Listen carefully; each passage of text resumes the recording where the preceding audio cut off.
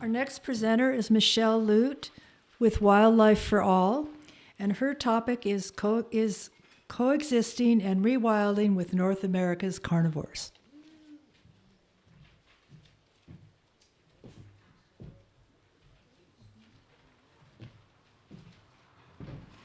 Thanks everybody for being here and sticking with us through this really sunny afternoon where you might want to be hiking or exercising after lunch. So thanks again for your attendance here. So today I want to talk a little bit about kind of some of the fundamental ideas implicit behind everything that we've been talking about today. So we live in the Anthropocene. We live in a hot, hungry, and crowded world of 8 billion people and decreasing numbers of wildlife that we're trying to share the globe with. We are witness to and orchestrating the 6th mass extinction. We are seeing once abundant species decrease across the globe and even in our backyards. So this is the challenge of our modern era. For conservation to continue and to be effective, we've got to learn how to coexist in this very crowded place and do better with conservation. So I've dedicated a career mostly to trying to understand how to move from conflict to coexistence with some of the hardest wildlife to coexist with, and that's the critters with big teeth. Mostly my work is in wolf conservation, but I've done a lot of work with coyotes and also promoting coexistence with mountain lions, bears, all those challenging, controversial species. So I've worked in state government, I've worked in federal government, I've worked in academic institutions, I've worked in nonprofit. And the overarching theme of my career has been, how do we move from conflict to coexistence? And a lot of that work focuses on, okay, how do we share space with large carnivores? But really at the crux of our decision making, really the challenge with wildlife policy is human-human conflict over how to manage or conserve wildlife. And that's been the biggest challenge of my career. I got into conservation thinking I was gonna chase wolves around in the woods and just deal with wild critters and have fun in field work. I found out very quickly, you'll hear this from any wolf biologist that you talk to, that you gotta learn human behavior, and you gotta figure out how to get humans to get along so that we can make long-standing good policy decisions that help sustain the wild world. So like any good academic, I like to talk about definitions. So what are we really talking about when we talk about coexistence? So it's been implicit in everything we've talked about today. We should be coexisting with wild nature, from macroinvertebrates to fish to bears. But what does that mean? So one definition that I really like is that coexistence is a dynamic but sustainable state in which humans and wildlife co-adapt to living in shared landscapes. And so every element of this definition, I think, is really important. It's not a steady state. You don't reach a state of coexistence and then you get to sit back and say, all right, job's done. That was, we can move on to something else. It's dynamic. It's going to keep changing. So we've got to keep using and implementing new tools. And those tools are going to vary depending on the landscape, the terrain, whether or not you have neighbors. We have to be adaptive in our management and our decision making, and we've got to use all the tools in the non-lethal toolbox. And I think the other really important part of this definition is co-adaptation. We don't often talk about the two-way arrow of humans adapting to the presence of wildlife and wildlife adapting to our presence as well. So that's this idea of co-adaptation that we're finding increasingly important when we consider how we coexist with wildlife. Mountain lions are a great example. So are grizzly bears. They are adapting to human landscapes, and we see, certain age, sex classes affiliating closer to human residents. So Grizzly bears, females, especially those with cubs, and subadult males will exist closer to human residents because that's safer to stay away from the big adult grizzly bears who, just like mountain lions that we heard earlier, you don't get to be old if you're a grizzly bear or a mountain lion living very near people. So the males know to avoid, and the females know if I want to keep my cubs safe, and the subadult males know I want to avoid those big male grizzly bears, I've got to affiliate closer to humans. And so wildlife react, and they learn from us, and that's underappreciated. And so I think that's a really important part to understand about coexistence. And I think the other really important part is shared landscapes. So some people talk about coexistence when we're thinking about fortress conservation, where we're saying, okay, Yellowstone has grizzly bears and wolves. And Yellowstone is a proverbial zoo in which as soon as those wildlife species leave the park, they are often killed. And so that's not really coexistence because we're not really sharing spaces. I think, again, in the hot, hungry, crowded world of the Anthropocene, the age dominated by humans, we've got to learn to coexist in our backyards and make space and use the right appropriate tools in those places. So we've got to learn to share landscapes with large terrestrial mammals that need those big territories. So all elements of this definition are important to remember. So here's a landscape, a working landscape where there are livestock, there are range riders, there are probably lots of critters hidden in the grass here. Is this coexistence? It meets a lot of the aspects of the definition. It's shared landscapes. It's spatial overlap between carnivores and wildlife. You've got non-lethal methods like range riders, which are basically modern-day shepherds that can go over vast landscapes and monitor the situation. And just the presence of humans is usually enough to protect livestock.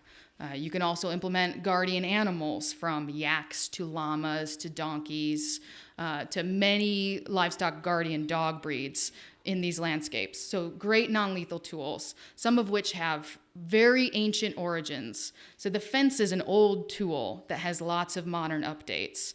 The range rider is an old tool. It's a shepherd with a modern update like an ATV or GPS tracking devices on wolves so they know where wolves are in relation to their cows.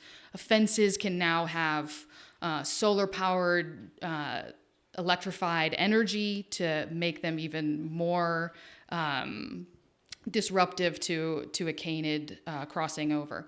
Fladry is another ancient tool that we now use for good. So fladry is a string with flagging placed at regular intervals, and that can be put around vulnerable livestock like lambs or calves for several weeks at a time. All you have to have is this string with flagging, and wolves and to a certain extent coyotes don't want to walk underneath it. You don't even need a full fence. You can put up flags, and that's enough to protect vulnerable livestock for a certain amount of time. This is an ancient tool that used to be used to hunt wolves, where they would use this flagging in an increasingly funneled fashion, and they'd push wolves into a smaller and smaller area until they could kill them. And this was used in probably Poland, Eastern Europe, and Scandinavia. We're now using this tool for good. So there's all these ancient tools with modern updates as we've used science to find out what's the best management practices, what are the best tools, and we increasingly find that it's non-lethal tools that are best. So science only answers the questions that we ask of it. And for a long time we were asking, what's the best way to kill a coyote? And how do we kill as many coyotes as we can? And that's the lethal tool that we're using.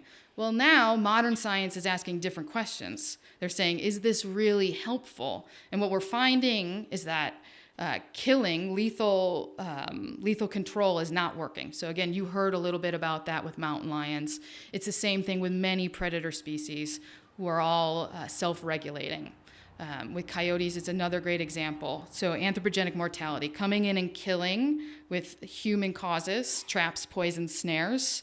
We find that coyotes can respond with higher levels of reproduction. So females enter sexual maturity sooner. They have larger litter pup sizes that have higher survival because you've got less coyotes for a little while, so you've got more food to go around. And so within 8 months of a lethal event where somebody comes in and kills a bunch of coyotes in a wildlife killing contest event or wildlife services, you see that within 8 months, the population can rebound. So we're seeing now that these lethal tools that we kept using really don't work. And the best available science increasingly shows that non-lethal tools are the answer. So we've got all kinds of options. We've got livestock husbandry practices, low-stress livestock handling, carcass cleanup. So cleaning up after births, and carcasses are sort of like the gateway drug into potential depredations. So carnivores learn from those leftover carcasses, like, oh, this is actually a pretty easy meal that I wasn't necessarily considering because I was always looking for native prey. So this is an example of coexistence. It's meeting all of the criteria. But I just want to leave you with this question, and maybe we'll get back to it in the Q&A or later on. But I want to ask the question, or just pose it, are we asking the land to do too much in some of these circumstances? If this is public lands, we've also got outdoor recreation happening. We've got livestock on this landscape. We're also hoping that it meets 30 by 30 initiatives and wildlife conservation. And maybe that's too much in too many places to be asking all of this to happen everywhere. So I'm just going to pose that question and leave it there for now. So what we know isn't coexistence is the status quo wildlife management that's happening at the state and federal level in so many places. You just heard about wildlife killing contests. Now, they're not regulated by state agencies for the most part, but there's all kinds of very similar tools that are allowed and even encouraged in state wildlife management. So trapping, poisoning, snares, all kinds of lethal tools at the behest of certain small interest groups are happening at the state level. And so what we see is that state wildlife management is not democratic, it is not just, it lacks compassion, and it doesn't serve to protect biodiversity. The vast majority of time at the state agency level is dedicated towards game species. And so what we're seeing now is that we are managing for what the scholar Freya Matthews calls ecologies of the minimal. So no, coyotes are not going extinct anytime soon, but we are killing them at a rate that lowers the abundance of coyotes across the landscape in some places. It might be increasing conflict and might be contributing to the erosion of the benefits that we see of apex predators. Sometimes coyotes are a middle-sized predators. Sometimes where there aren't mountain lions or wolves, they're the apex predator. So whoever the apex predator is, we see great ecosystem benefits from their presence. And so you've probably heard or seen the viral video, How Wolves Change Rivers. And that tells this great story of trophic cascades and how apex predators have this outsized benefit across the land.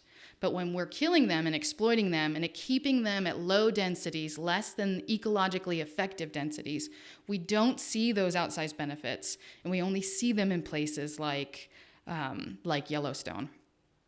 So here are some stats on wildlife services. I've already talked way too much, so I'll go through this very quickly. But wildlife services is U.S. Department of Agriculture's killing arm. Their mission is to coexist, and yet mostly what they do is trap, poison, and snare our wildlife on our public lands using our public taxpayer dollars. Just a few more stats on just what traps and snares do from wildlife services. So the solution. What's the antidote to this challenge where we're trying to coexist and yet it might not be enough?